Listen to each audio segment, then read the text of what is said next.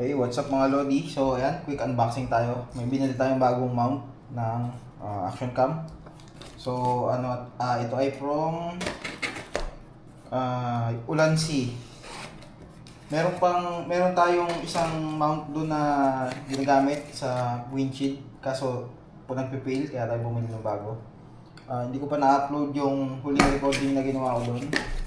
Hanapin ko yung video, natabunan na yata. So, ito yung ating card.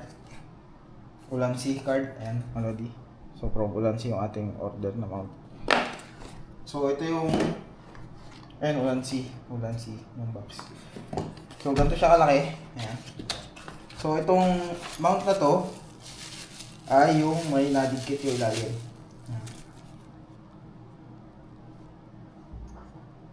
Ayan. So, ito yung mount. Ganito yung itsura mga Lodi. Ito yung base mount. Ayan. So, ito yung base mount. Malakas yung magnet niya mga Lodi. Malakas. So, yung kanyang ilalim ay may rubber pit. Ayan. So, hindi siya nahahati, hindi siya natutuklap. Nakabalot yung niya. So, nakapix to. Tapos,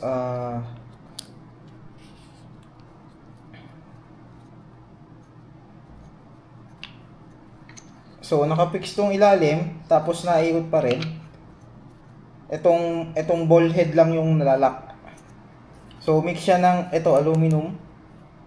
Itong ibabaw niya ay plastic. Ito. Ano ba to?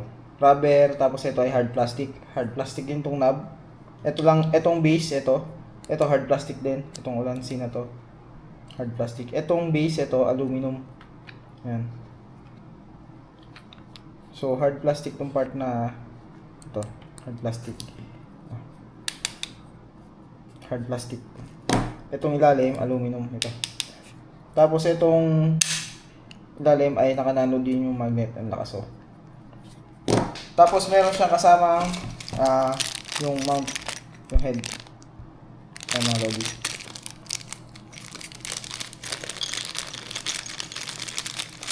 So, meron siyang, ano ito mga to? Meron siyang tatlong lock. Ito, meron pang libreng lock. Bakit? May libreng lock. So, dalawa yung lock niya. Ito. Ito isa. Tapos ito, yung ball head. Plastic lang tong ball head na ito mga lodi. Itong base. Ito. So, dito siya nakalagay.